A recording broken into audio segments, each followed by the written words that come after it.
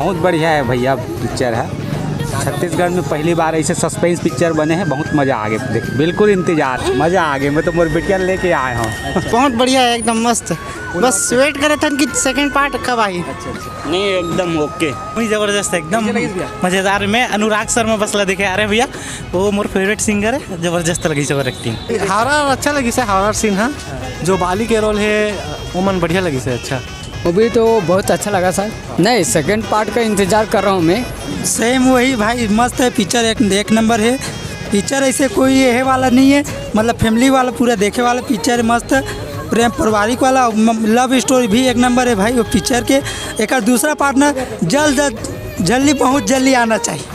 छत्तीसगढ़ में पहली बार ऐसा पिक्चर बने है, फाड़ू पिक्चर बने पहली बार।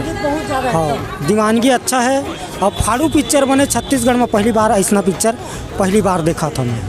मुझ ले मुस्काना मोला भाव